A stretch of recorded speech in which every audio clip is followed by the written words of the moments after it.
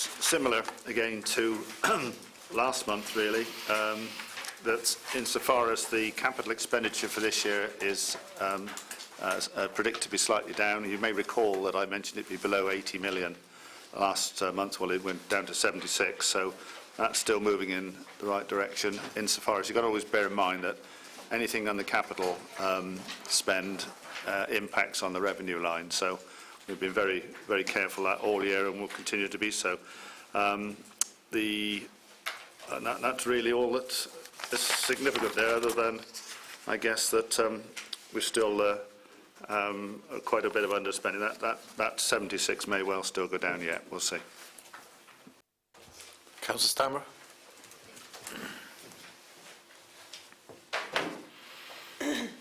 I must try not to ask closed questions. I'll see what I can do.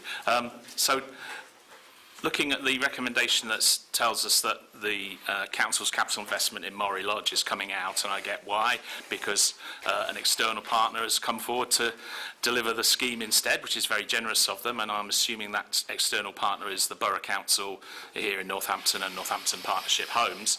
I suppose what worries me is that what's in it for them? Is there an associated revenue cost for us because it's no longer our project, someone else is paying the capital cost, or is the revenue cost no different depending on whether it's them or whether it's us that pays for it? It'd be useful to know. Thank you. Can you answer that, Councillor Longley, or should we ask Barry?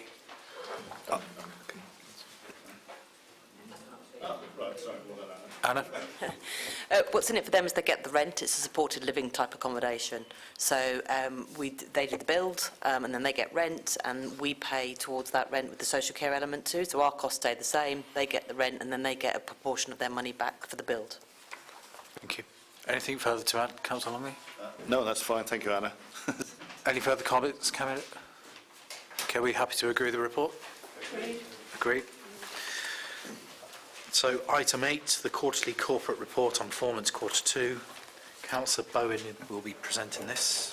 Okay, so this has been prepared by Richard Corliss, who's the corporate performance lead, and huge congratulations to him on the staff awards recently, where he got recognition.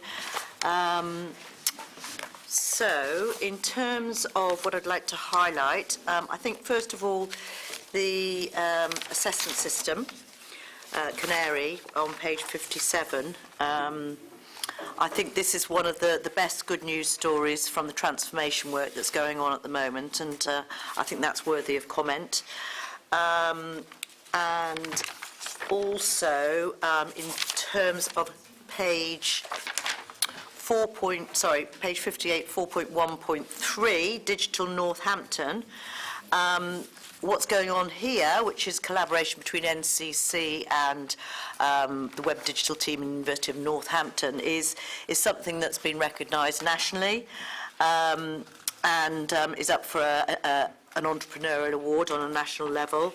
And this Digital Northampton is an enabling role, and there's a big event that's going to go on in June next year. And further funding is also going to be applied for. In terms of the actual spreadsheets, I just wanted to highlight a couple of things. In terms of, where am I?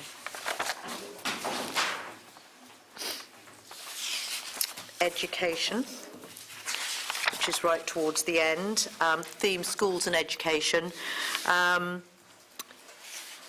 So reception and primary, they're in line with the statistical neighbours, and key stage 2 is just slightly below its statistical neighbours in terms of education standards. And that data will be reset at the start of the year in September. So that's really all I have to comment on that, and that is towards the end of the measurements.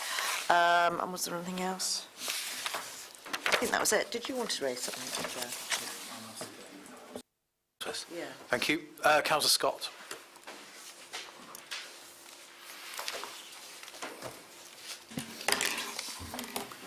Thank you, Chair.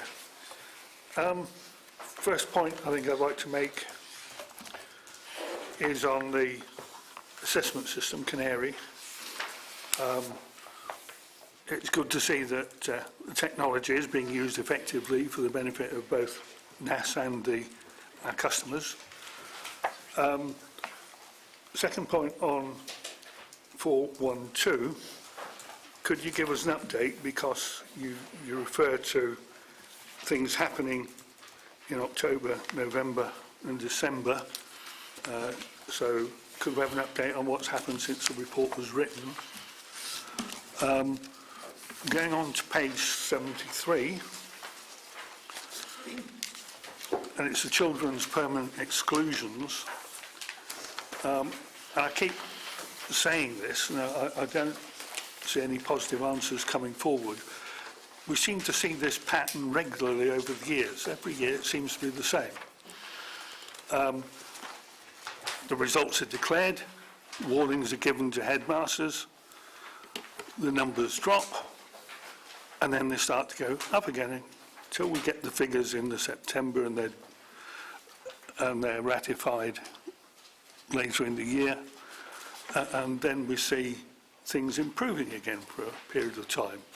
You know, and that pattern seems to be over and over again, and we need to find a way of cracking that. Again on page 73, home educated children, I see we've got 1,003 children up to the date of the report. Do we know why the number's so large, why it's going up, and what monitoring is in place to sort of ratify whether the reasons for home education are valid or not? And lastly, freedom of information request, page 76, last page of the bundle. The numbers of complaints are going down, which may be a good thing, but we can only reply to 90% of those in the 20 days allotted. And why is that? What's being done to improve the position? Thank you. Thank you, Councillor. Okay, no, we've only got Councillor Bobscott. Okay, I just wanted to highlight a couple of areas. One is the continued good performance of the school admissions team. You know, it's a massive challenge to find those preference of places, and we do a very good job on that. Secondly, it's good to see that the children's secondary schools, in terms of good and outstanding, has risen over the last quarter, which is encouraging. Also, the number of apprentices employed by the council is going up, which is positive, and also an issue was made previously about the number of days lost due to sickness, and they have come down. So just a couple of areas I wanted to point out. Councillor Bone.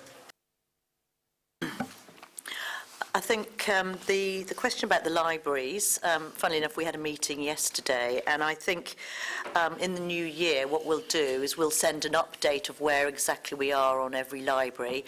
There's some good news stories, there's some that are slightly behind schedule, but we are on schedule where we hope to be. But I think probably rather than go through every library, which as you can imagine would take a lot of time today, I think we'll send a formal update out so that you all know where we are with every single library. In terms of permanent exclusions, I think this isn't one of my expert areas, so I'm looking to my colleagues here on the right who might be able to answer that one in a minute.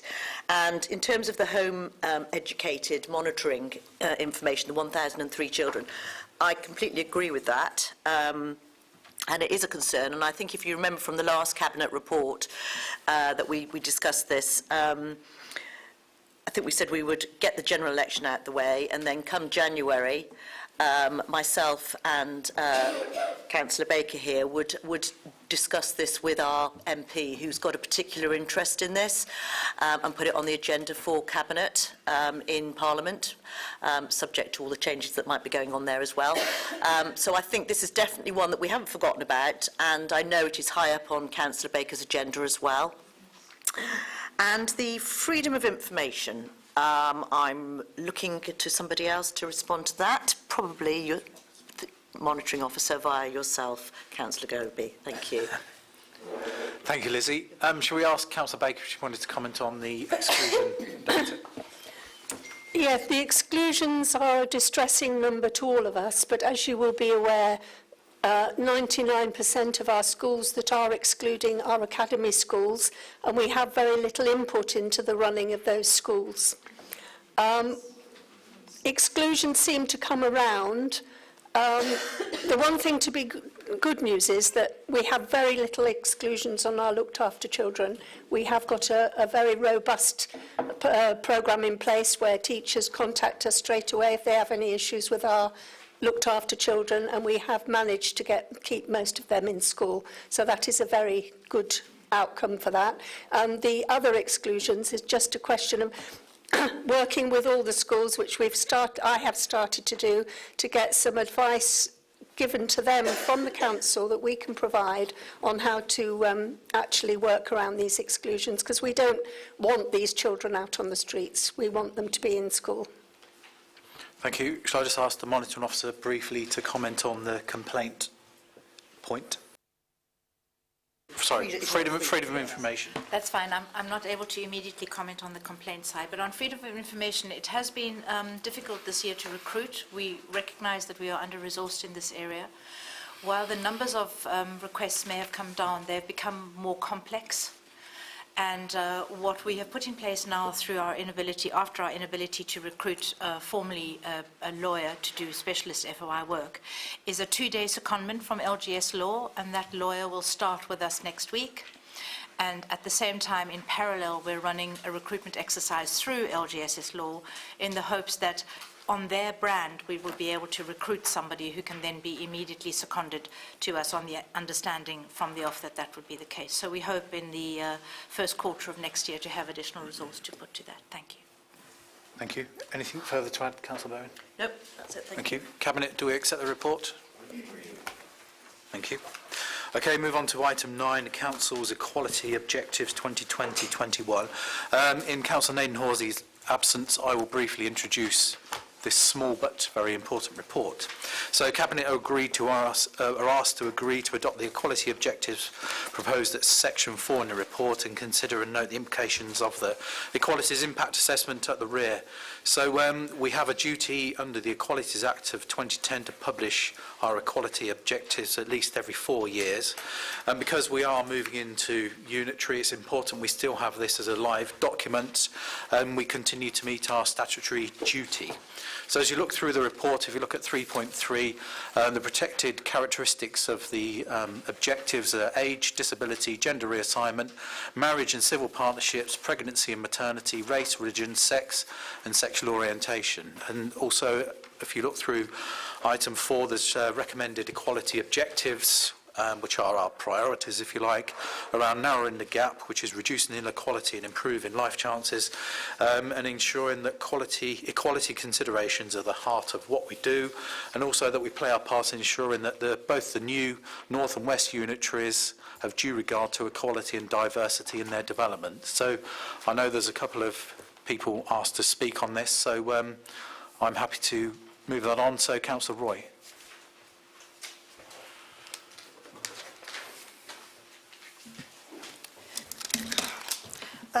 Good afternoon.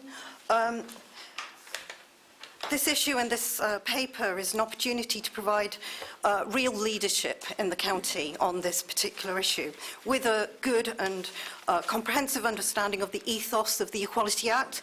And I've got 4 questions relating to this. So within the Act, there is a requirement not only to set equality objectives, but for these objectives to be specific and measurable. And in terms of what's put down within the objectives, I don't really see the measurable side of it. I just think there is a real opportunity, particularly as we're a council with a limited life, to actually have that kind of specific and measurable attention to how we would like to have real action on equality. I'd like to ask whether there was any consideration of equality targeting in the setting of the objectives, and if it wasn't considered, Was there a reason for that? There are clearly opportunities to have real progress in things like having services more reflective of the communities that we serve, improved stakeholder involvement. I see within the Equality Impact Assessment that actually there isn't any evidence of consultation on this. And again, this is an opportunity, as Max Corler put it, to do the boring well in terms of addressing the gaps. And we have, as a big organisation in this county, a real opportunity to do things that are of vital importance to our communities. One of the key ways that we could have had a specific and measurable objective, which I'd urge the administration to consider, is to adopt the Living Wage Foundation's living wage, which would increase the salary of the hourly rate of our lowest paid workers to £9.30 an hour. This is comprehensive, well, this has been adopted around a range of councils across the county, including Northampton Borough, and has had a real direct impact on improving the lives of our lowest paid workers. I'm declaring an interest as a member of the Innis and County branch. I'd also recommend reading the Northamptonshire Community Foundation's Hidden Needs Report. This is really good in terms of trying to really focus on where the actual equality objectives we should be setting should be. So if I could have an answer to the question, and also maybe from the monitoring officer, her opinion on the issue around the need for a specific and measurable objective. Okay, thank you. Councillor Stone. Thank you. It made very sad reading yesterday to find that the UK was so low in the equality ranks compared to all our international neighbours, and came below 3 or 4 countries that are part of the developing world. I think that is a very sad indictment of the policies that have been implemented over the last 10 years. And we've seen it in our county, the impact of that. So the gender pay gap has grown, the gap between the very wealthy and the very poor has grown. We have life expectancy going down now, after it had been going up for a number of years and then plateaued, it's now going down. We've got increasing numbers of children living in extreme poverty. So the whole issue around equalities is really, really serious. And I would expect to see smart targets to combat inequality in everybody's service area and in everybody's plans, because I think that's the only way of dealing with it.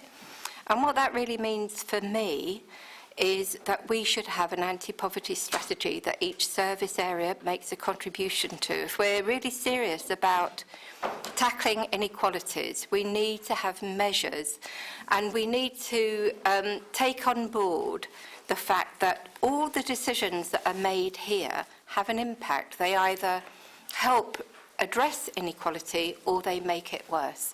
And the only way of actually foregrounding that all the time and making sure that all the service areas play their part in creating equalities in the way that I'm sure that we all want is to have an anti-poverty strategy and to have an equality strategy that is very tailored and very particular to each service area. It's not good enough just to have platitudes. We need to have really, really serious action. Thank you. Okay, so I'm trying to present this in the absence of Councillor Naden-Hawley, but I would say I think this objectives and what's laid out here is fit for purpose for what we need as we move forward into unitary. In terms of the points made by both speakers there about specific and measurable attention and smart targets, I'll put that back through Councillor Naden-Hawley with the director of this service to see if we can come back with an answer to that. Frankly, I'm not able to answer that as we stand here now. But personally, I think this is a good paper. It is fit for purpose, and it's exactly what we need as we move through to unitary. And the political debates around anti-poverty strategies, I think, are debates that the shadow authorities will need to have to determine policy as they move forward. So, Cabinet, are we happy to agree the report? Thank you. So item 10, the expansion of bus lane enforcement. Councillor Smithers.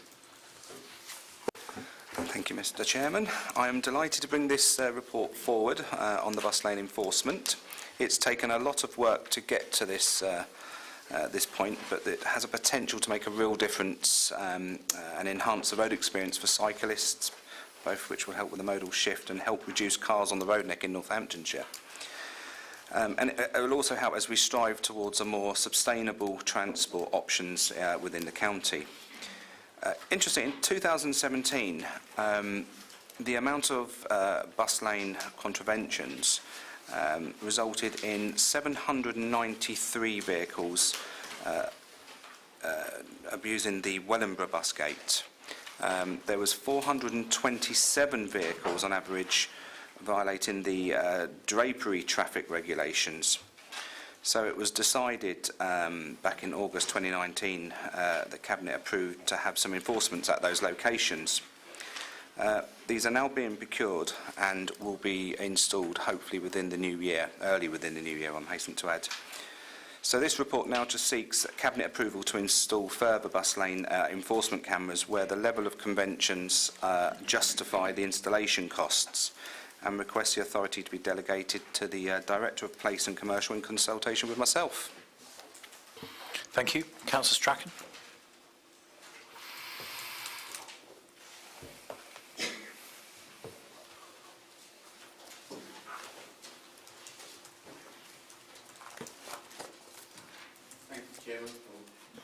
Thank you, Chairman. We do welcome this this paper. From my perspective, enforcement is long overdue in the drapery and also on that stretch in Wellingborough. However, Chairman, I do have concerns such as how delivery vehicles making deliveries to businesses in the drapery and unmarked emergency vehicles will be exempt.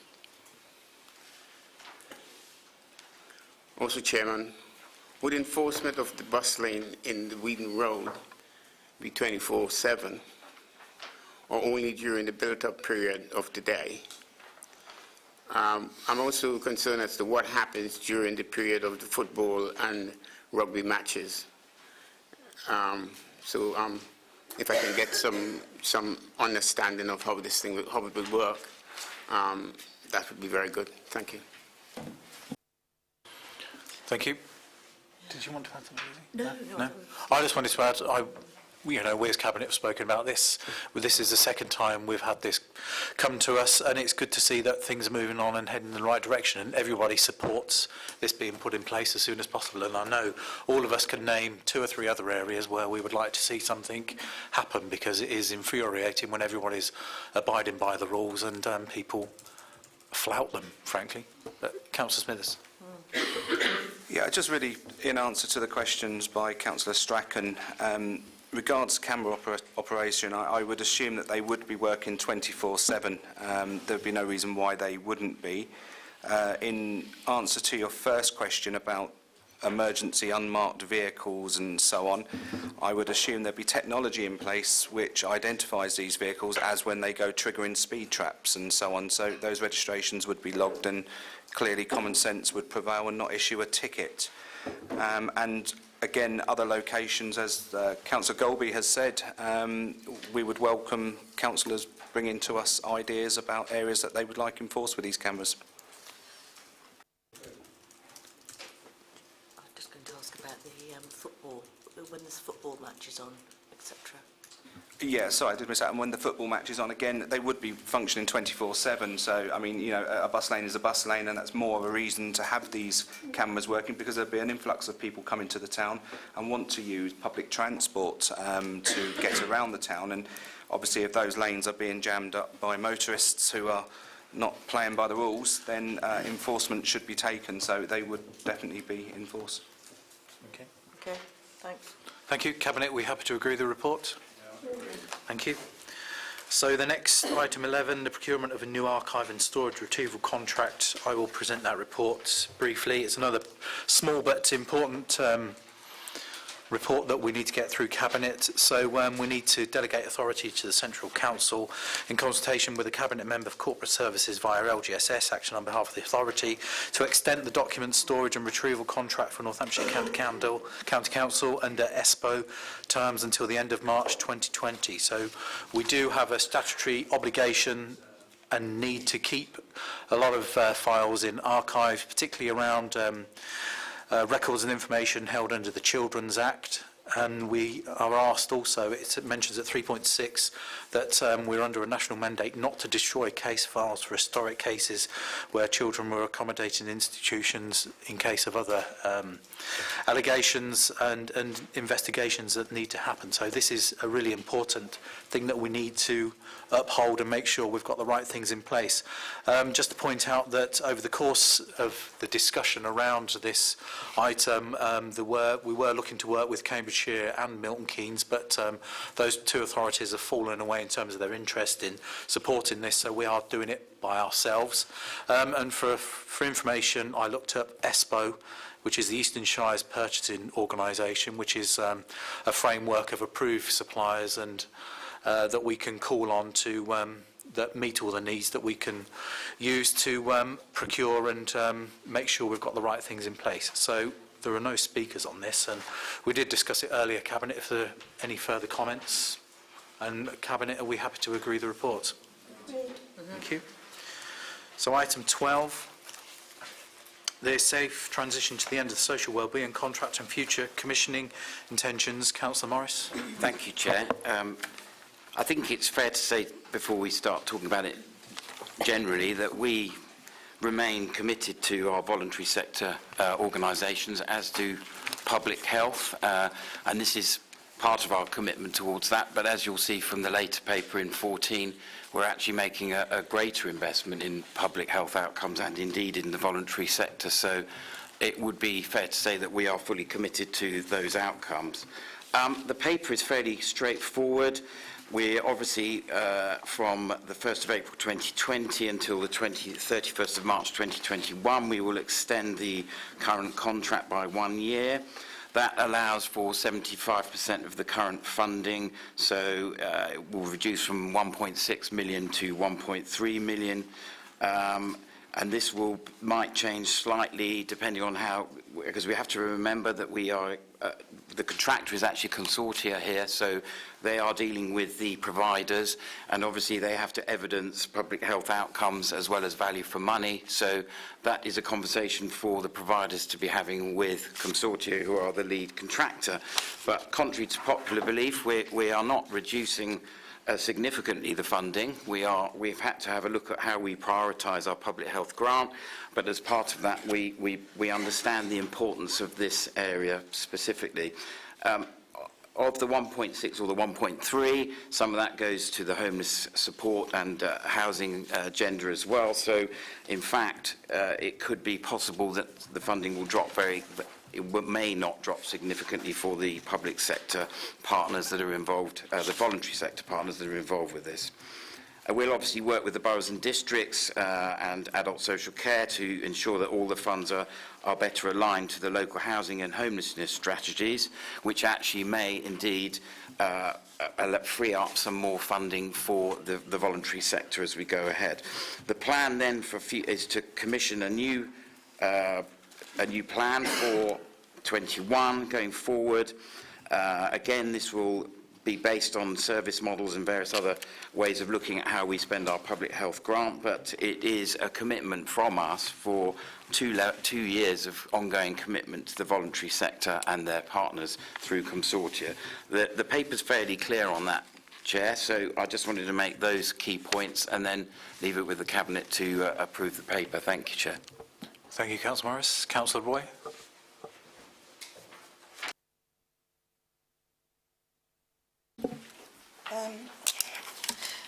I'm declaring an interest as chair of the Asian Women and Girls Organisation, one of the organisations that is a beneficiary of this contract, that is a contract between the County Council and consortia. I'm concerned about the timing of this particular paper, in that it's come to this cabinet, which has been delayed a week, and also the paper was not released at the same time as the rest of the cabinet papers. This gave a limited amount of time for people who were interested in this to actually register as speakers. This is an issue that commands a lot of attention. So a petition raised on the issue has attracted 3,583 signatures. So it is a matter of concern. I know a lot of councillors will have had directly letters from people who are beneficiaries of some of the organisations that are affected by this contract. This contract year on year has had cuts of 10% every year. So the contract is now worth a fraction of its original worth. And despite this, the voluntary organisations concerned have continued to deliver with kind of the same, if not bigger expectations on them. There have been repeated changes to the monitoring procedure on it, which is why I'm a bit concerned about and would like some clarity on the statement on page 5, section 3.7, that talks about the lack of consistency of outcome reporting. At the moment, over the course of the contract, the outcome reporting methodology has been changed 3 or 4 different times.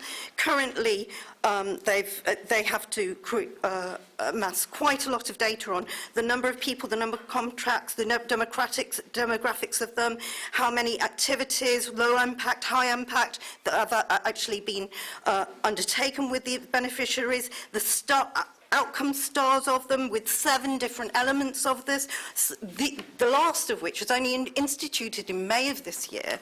And all of this means that even though the money has been reducing and the hours of staff delivering this has been reducing, the burden of monitoring has been increasing and increasing and increasing. I think this has to be a bit of a... We have to admit there's been a county council failure rather than a voluntary sector failure on how this has worked. If we're not getting the right outcome data, well, if we're the commissioners, we should be doing it. I do not accept that there isn't the money to deliver full funding for the next 2 years. This is a tiny drop in the overall budget of the council. Thank you. And will cost more money. Thank you. In terms of adult services. Okay, Councillor Morris, did you want to respond to any of that? Well, I think I've really already covered all the points. The fact is that any organisation that is dealing with the contractor, which is consortia, have to meet the criteria, and they have to meet the public health criteria as well as value for money and all the other benchmarks. That is, in a sense, beyond our control. All we can control is the contract amount that we are awarding or dealing with. So I have a lot of sympathy with these organisations, of course we do, and we've been working with them and with consortia and with all the providers. This has been in discussion for quite a period of time, and I'm not actually aware of any provider that's particularly vexed by this situation going forward. It is still funding, and it is funding for another 2 years, albeit at a slightly reduced rate. So I don't necessarily agree with Councillor Roy in her assessment of where this has gone. I think it's been handled very well, and I think we've consulted all the way with all the providers and with our contractor, and it is always worth pointing out again that the contractor is really the conduit for the providers. We're just providing the overall contract. So no one's trying to say that anything's been done wrongly in any way at all. I think it's been handled exceptionally well by our public health colleagues and by consortia, and indeed the providers have also, as far as I'm aware, are largely happy with the arrangement. So I will leave it at that, Chair. Thank you. Thank you. Yeah, and I know, we've sought satisfaction that good due process has been through and consultation has happened, and we've got to make sure we get the right outcomes for the money through public health, and as a cabinet I'm sure we're satisfied that that has happened. So cabinet, are we happy to agree the reports? Okay, item 13, Councillor Baker, the Children's Trust Memorandum of Understanding. This is a very important milestone in the changes that are going to be made to our county council and the services for children in our county in the future. So I'd like to present to you for your agreement the Memorandum of Understanding for the Children's Trust. I've picked out certain points which I think are quite important, but I know that you will all have read the papers so that you will have the full information on this. This is between the Secretary of State for Education, the Commissioner Andrew Christie acting on his behalf, and Northamptonshire County Council. This trust will be set up as a TECL compliant company to the council. The council have agreed that this company will have independence of management and performance of the day-to-day running of the various services. Overall, the contract will be managed and regulated by the council in an arm's length contract between the council and the trust. The council will retain the statutory responsibility and be accountable for its performance. The sole purpose of entering into this contract is to improve the performance of the functions and deliver a very high quality and innovative social care service for the children and families living within Northamptonshire. All current parties involved are working for an agreed start date of July 2020, subject to meeting the proposed readiness assessment, which will be put into place on the 20th of December 2019. The MOU is not legally binding, but all parties have agreed that they will use all reasonable endeavours to comply with this MOU. As part of the Design and Development Board, both parties agreed to a review of requirements to manage and to put in place a contract between two unitary councils, each of whom will appoint a separate director of children's services.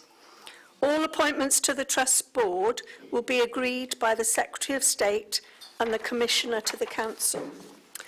During the development of the Trust, the Council will continue to be responsible for all functions of the Children's Service until the signed commencement date is agreed and signed. All parties working towards this taking place in July, as I say.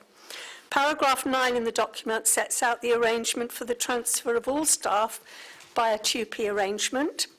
And the Council, along with the designated board members of the Trust, will work together to set a relevant budget for the Trust to function. The reasoning behind the setting up of this direction by the Secretary of State is detailed on the last 2 pages of the report. In the meantime, the children's team are working extremely hard to improve the service, so it is in as good a position as possible to move forward into the Trust. The vision statement for this Trust is the creation of a trust provides a fresh start for Northamptonshire's children's services. Working with key partners, the trust will aspire to deliver an outstanding service to the children and young people of Northamptonshire. The trust will create an environment that supports staff to be innovative and creative. The trust will become a centre of social work excellence where outcomes for improving the lives of vulnerable children and young people will be achieved. The wishes of the vulnerable children and young people will be at the heart of all the ways of working. We are all going to work together to bring this about, and I'm happy to answer any concerns or questions that you might have. But I think this is a very important milestone in our history of Northamptonshire County Council, and we all need to work exceedingly hard to make sure this is the best success that we can make. Thank you, Councillor Baker. Councillor Birch.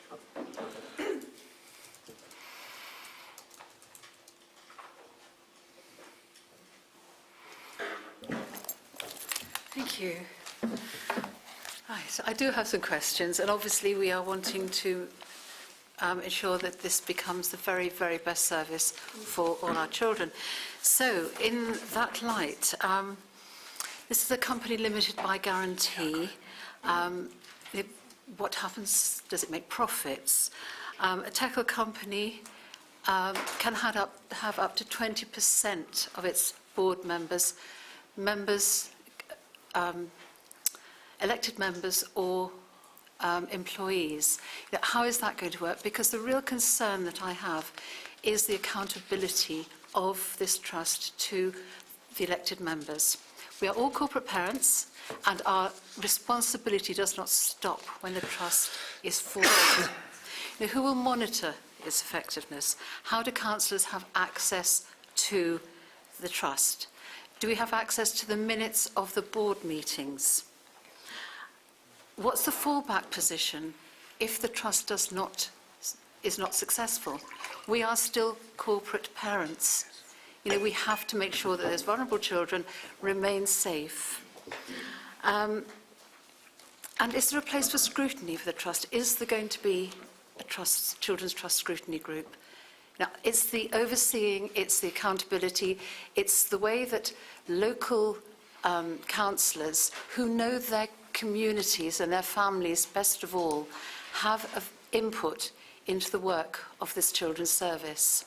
So that's one huge concern I have about the engagement of councillors with this. And I notice also that education and children with disabilities is excluded. So what provision within the council, within the unitary moving forward, will there be for these two, again, vulnerable groups of young people? We've already heard about the exclusions and the homeschooling statistics in the county. You know, who will be looking after those? Who will be overseeing those? Who will be improving our relationship with the academies during this time? You know, is there a separate organisation with the council? My third point is, will this trust will be able to find additional funding? Is that the aim of a trust? And if it is, you know, when, by, you know, how soon? And finally, what about accommodation for the trust? Where is it going to be situated? You know, it demands, from what I've read in the memorandum of understanding, that they are requesting accommodation. So where would that be? Number of questions. Thank you. Hope you can answer them. Thank you. Councillor Meredith.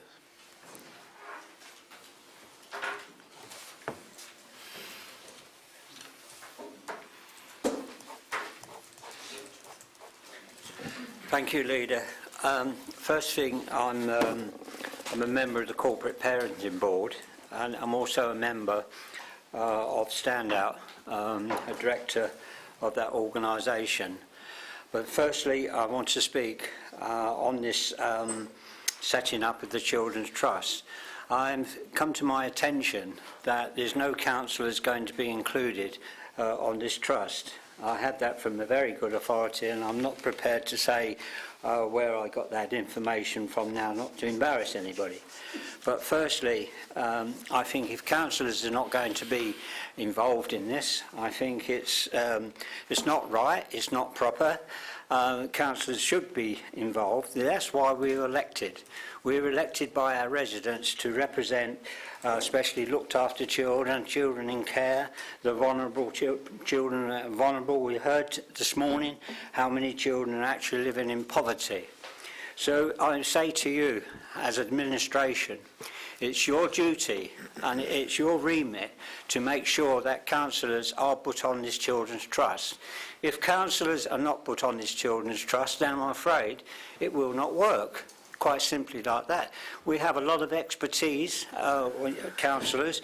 It doesn't matter what party they are from, but we have expertise to be able to put an input into this Children's Trust. So I say to you, take this back. I know this hasn't come from you, but you have got an input. You've got an input to make our views known. The other thing I want to speak to you about, I must say that Standout Charity is doing very well. We are actually taking over the role of children from the County Council, and therefore I say to you, and I've asked this before, I've been to the Chief Executive on the Borough Council asking for office accommodation. And also, I believe, asked Teresa Grant, Chief Executive, for accommodation for our office, and nothing has come forward. So I say to you as administration, we have to have an office. If we're taking over the running and looked after children and going to help them progress, help them to be good adults, to keep out of trouble, then you need to start taking action. So I say to you, and I say it quite strongly, if you don't give us an office, then I will be speaking up publicly about this to the press. So it is a warning. So hopefully, I know you've just been appointed. So we're talking about the trust, Dennis. Yeah, but it's all interlocked. It's all interlocked, Matt. I'm sorry, but it is all interlocked. And all I'm saying is... Okay, thank you. Okay, I'll stop. But take my things on board. Thank you.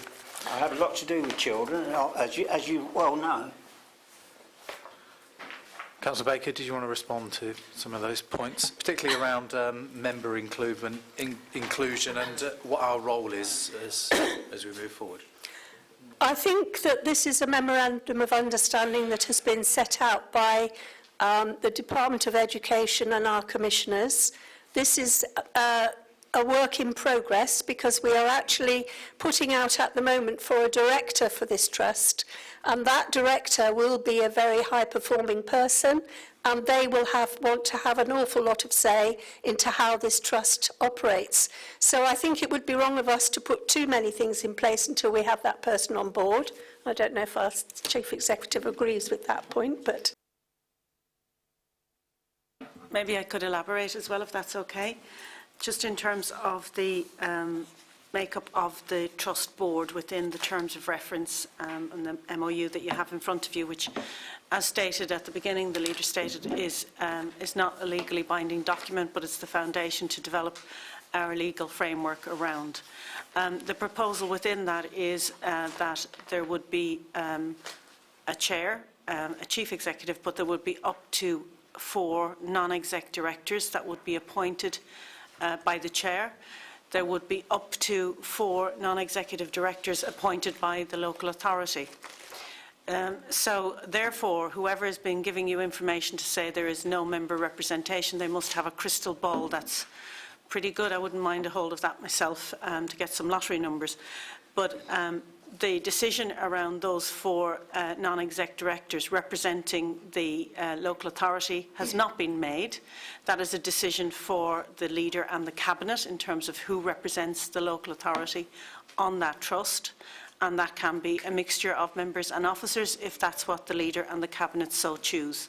If you look across the country at the trusts, I think there's only one trust that has an elected member representative on that trust.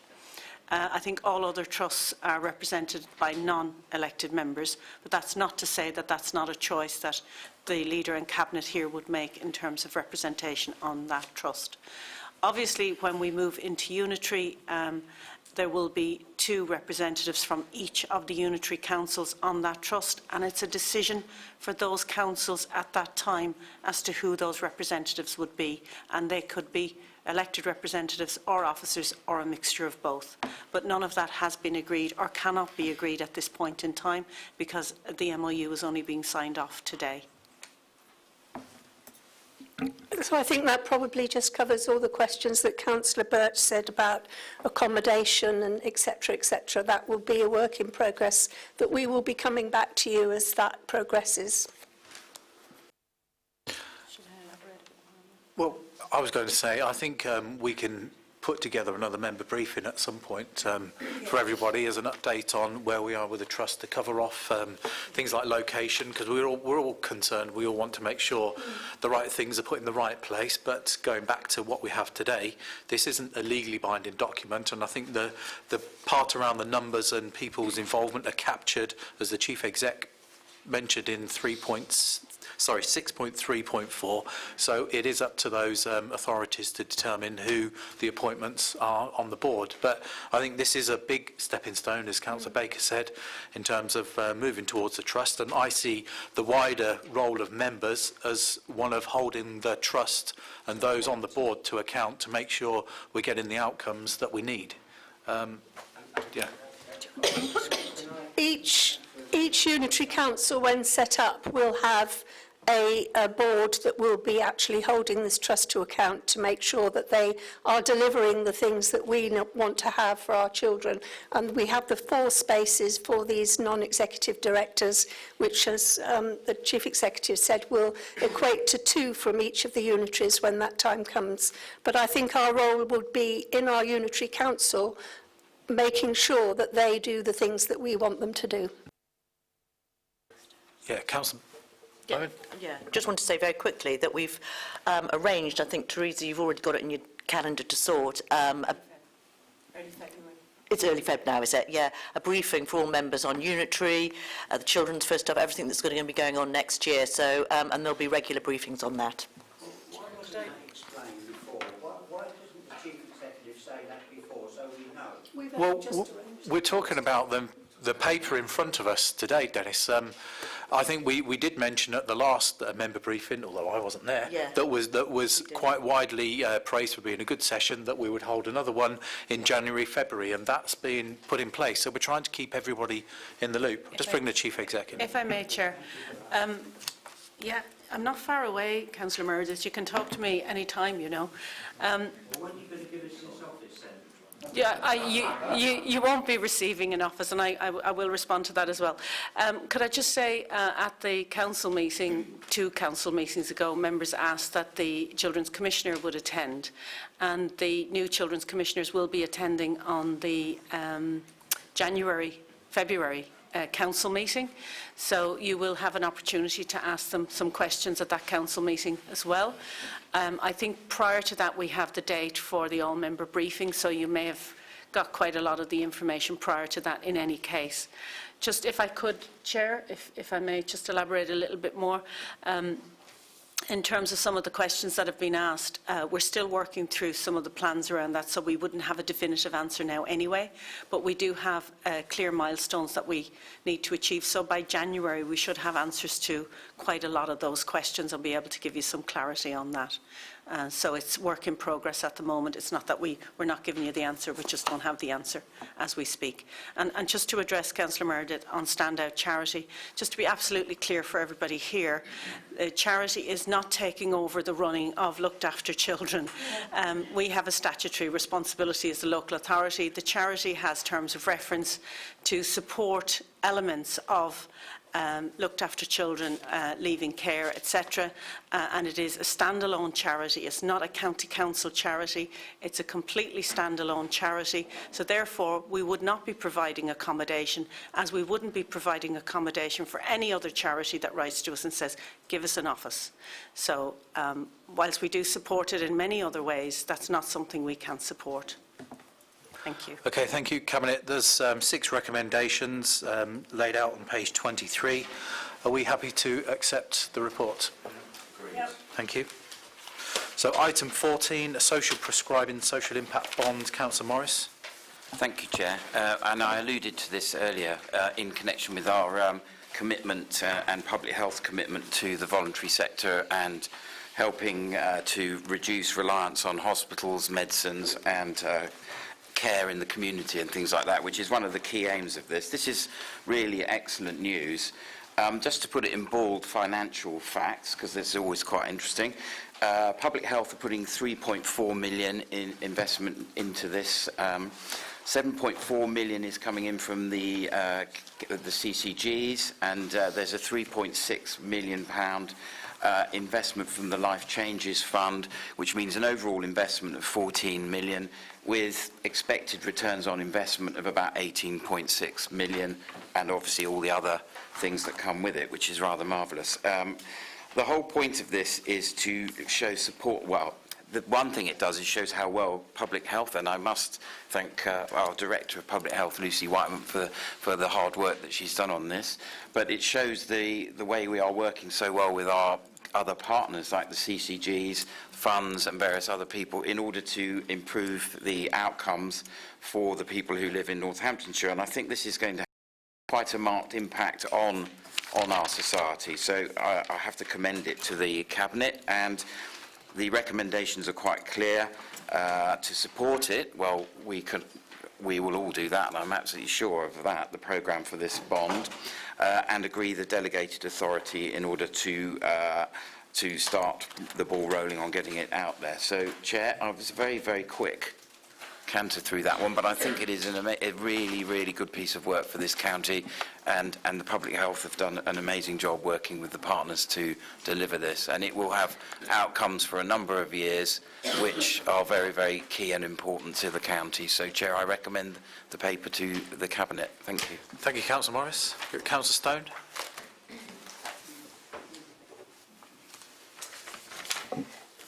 Thank Thank you, Chair.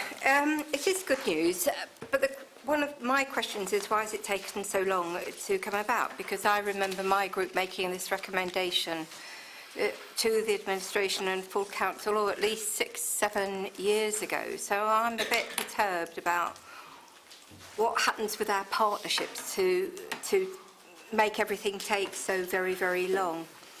I'm really interested in this, and I want a lot more information than we've got in this report. So I would like all those very obvious questions asked and answered, which are just all the whys, whens, whats, how, when, who. There isn't enough information, so I can't read this and get a picture in my head of how it's actually going to work. It doesn't tie in this report. I'm sure it will be, in terms of the adult social care vision of having community hubs. I want to know how that's going to work. One of the issues for me, and I think one of the difficulties for this project, is the state of our voluntary sector.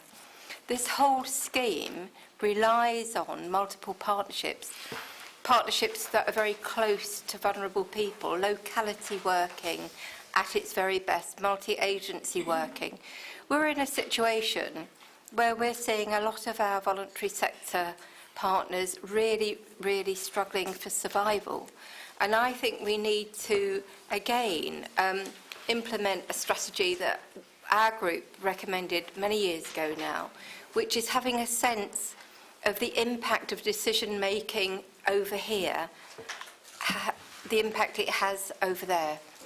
Because I think sometimes this organisation works against, different parts of the service operates against each other. And we need to try and avoid that happening, because we really need something like this to work. It could be terribly exciting and produce the most enormous benefits for the vulnerable people involved, but also in terms of, developing a thriving, flourishing voluntary sector in partnership with all the other agencies. It's really important piece of work, but we need more information. I need much more clarity about how it's actually going to be working. It says here it's a 6-year project. Well, is the funding that was talked about each year for 6 years, or is that 14 million spread over 6 years? It's things like that, I need to have a much better understanding. I understand there's going to be a social investor. I need to understand how that is going to work as well, because it'll be payment by results. So is that £14 million there anyway? Or how is that going to work? I need a lot more information. Okay, thank you. Thank you. Councillor Stamborough.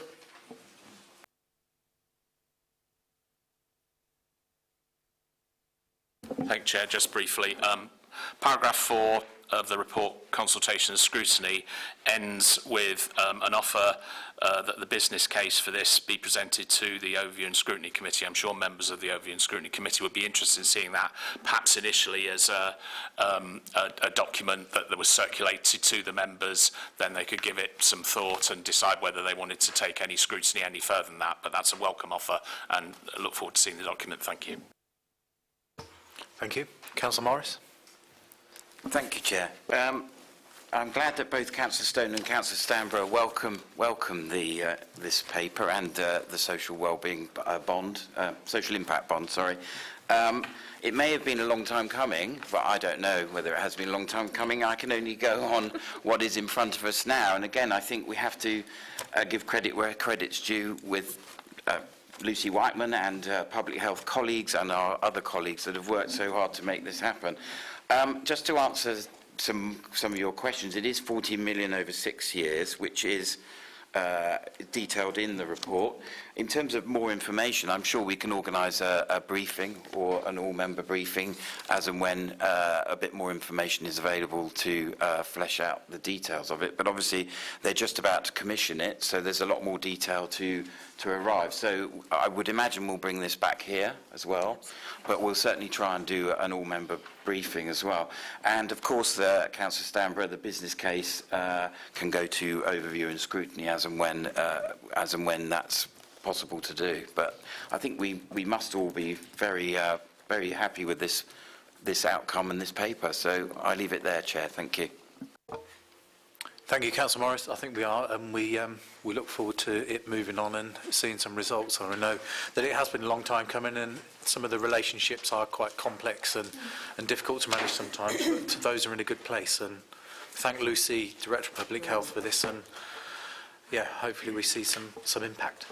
So, Cabinet, we're happy to agree with the report? Yeah. Thank you. So, item 15. So, before we move to Councillor Bowen to present the report, we have to resolve that we move into a non-public session, do we?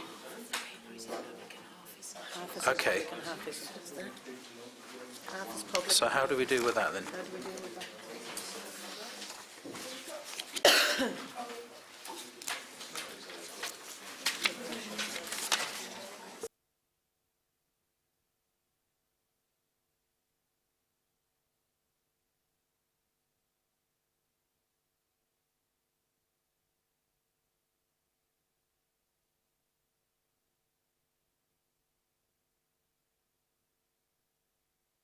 Okay, so I think I've got this, that we don't need to exclude public and press, but if any members comment on anything contained in the pink paper, we do have to exclude public and press. So we'll see how we go with that. What about me? Can I comment? Because I was going to come to figures in the pink paper. Okay. Well, why don't we just resolve to move to exclude public and press, and then Lizzie can... Because I'm going to talk figures as well. What's the problem with...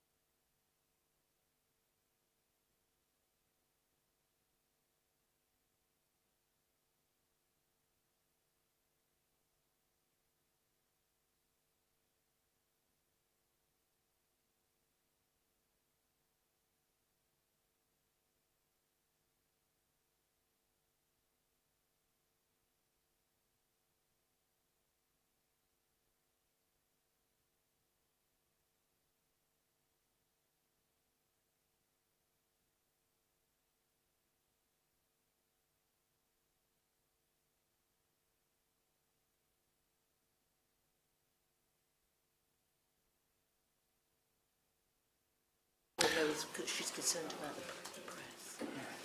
Well, now we've created a big deal out of this. Okay, well, I'll ask Councillor Bowen to present the report. Okay, so thank you for that. So the purpose of this report is to note that the Chester Farm asset will be managed directly by Northamptonshire County Council. So what I first wanted to do is refer you to page 40 on the Pack 2 of the Cabinet report, where it said that the Council has a statutory responsibility to preserve and maintain the site's heritage. Support in the sum of 3.97 million. Sorry, was there a problem there? Somebody was tutting. No. Support in the sum of 3.97 million capital reserve was secured from the National Lottery Heritage Fund, and the proposals that we're seeking today allow that support to continue. So that's why we're here at Cabinet. So in the pack that you've received, there is a business plan, which I know that you've all had sight of, and I think you've already asked me questions anyway, so I don't think we need to go into that in detail. And one of the recommendations is that we need further capital investment for the revised scheme, which is actually described in section 5 of the report. Now, there are a number of options, as laid out in page 43 of the Cabinet report, options 1 to options 5. And what we are recommending is option 4, which is to complete a revised and refreshed scheme, as described in section 5 of this report. So, what I also wanted to note is the re-procurement of the contractor, which will be required as a result of Shayla going into administration. And in order to re-procure that contractor, we need agreement at Cabinet for the extra sum of money. And we cannot go ahead with that until we've actually had that agreement by Cabinet, so it is quite critical. And also to agree delegated authority in the future with the Executive Director of Finance, and also myself to progress with the procurement of the new contractor, and also then to move forward, subject to everything going to plan, with the recruitment of a business development manager. Building works, all being well, would start around springtime, which would be approximately March, April. And we've had to work quite hard with the Heritage Lottery Fund in terms of persuading them to continue to support us in this programme, having already given us several £1 million. You know, the total is just under 4 million. And they have now, subject again to us agreeing this paper in Cabinet, they have agreed to extend the deadline for support until October next year. Sorry, October 21, not next year, yeah, 21. So in order for us to go through with the finalising the stages of the Chester Farm, so that it is out for use by schools, wedding venue, etc. And all of this is actually in the papers. We've spent a lot of time trying to communicate with everybody so that everybody's clear, it's open and it's transparent in terms of what the expectations are, what the plan is going forward, the pros and the cons of the different options that we had in front of us. And, you know, I feel that this is the best way that we can go forward to achieve the vision that is required with this particular site. And I do know it's a long time coming, as Councillor Morris said in his paper, but I think we are getting there. Okay, so anybody got any questions? Thank you. I think that's for you to ask, actually. Yeah. Okay, Councillor Strachan. Sorry. Oh, just hang on a minute. Councillor, we'll do the opposition councillors first.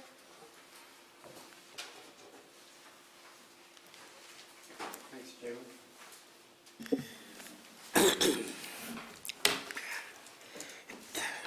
I have to say that this is a very difficult one for all of us, people who's been here from the beginning of this scheme, and people who's joined us since. So it isn't an easy one. The paper states, Chairman, that the original contract value was £8,614,777.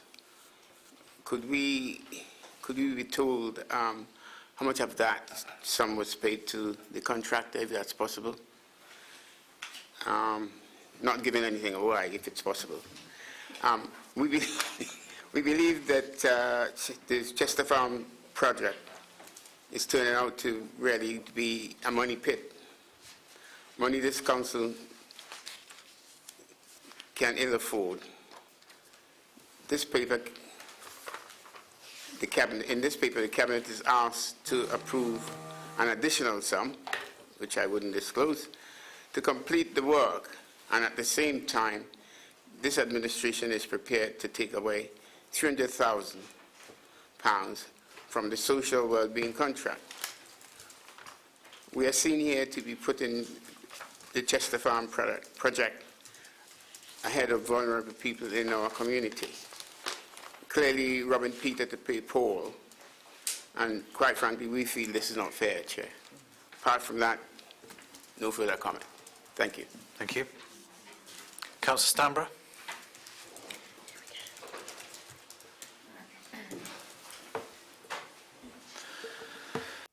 Thank you, Chair. So I remember being told in my previous term as a county councillor about this project that we had to continue with it because we were at risk of losing the Heritage Lottery Fund grant that we received, and we would have to pay it all back, and therefore we really had to carry on with it when querying things like the contribution from revenue to the cost of the project. It's clear to me that there probably was a sort of go, no-go time for this project, maybe at the end of March 16, maybe at the end of March 17, when we could have decided to stop, but we chose not to for whatever reason. And we're now at the position where we're going to be spending, we've already spent an absolute fortune, and we're going to be spending a small fortune extra, and it's in danger of becoming a money pit for the county council. And that must be a worry to you. It's certainly a worry to me. And I note what Councillor Bowen says about statutory responsibilities, but I suspect that the statutory responsibility to preserve and maintain the site's heritage doesn't require us to do all the things that we are planning to do. One concern that I really have is around the business plan and the ongoing revenue position, which requires a contribution from the county council each year of at least £179,000, rising to £181,000 by 24-25. And if that contribution isn't made, then the project does not cover its costs. So there are several places in the report in front of you where the assertion is made that the project will, that the revenue costs will be covered by income generated, or that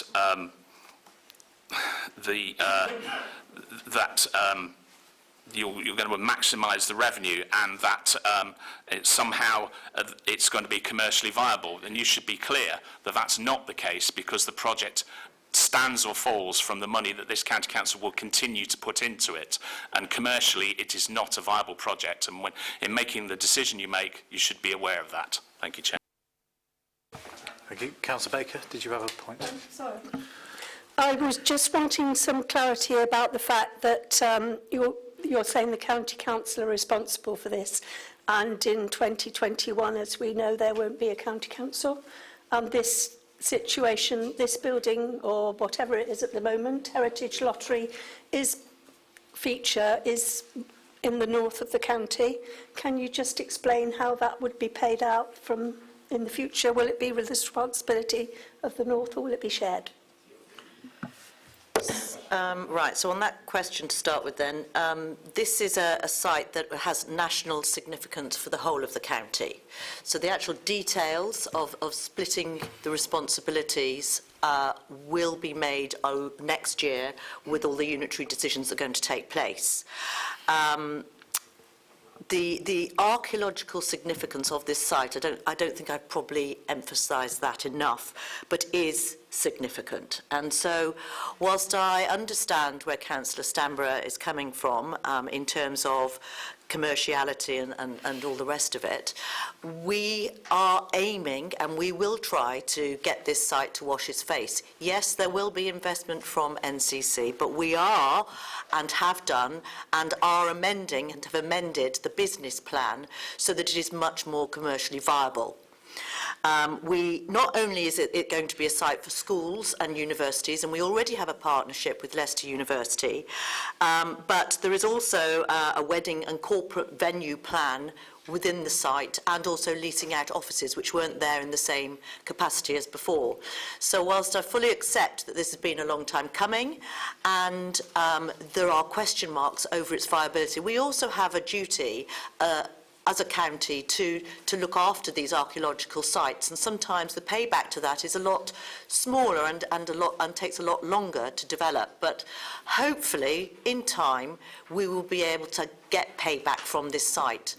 The alternatives, as you've seen from the pink papers, were not alternatives. So this, to us, is the most viable solution going forward.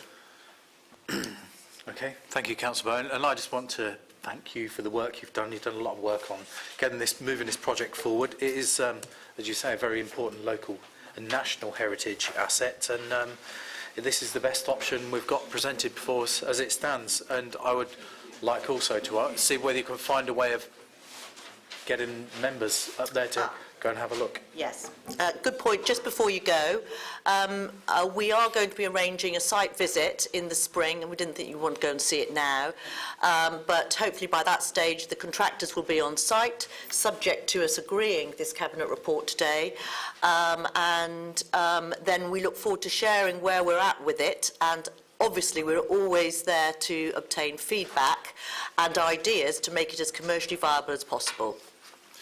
Thank you. Okay, Cabinet, we're happy to agree the report? Agreed. Thank you. And I don't think we need to do anything to discuss the pink paper. So we're happy that's dealt with. Yeah. Good.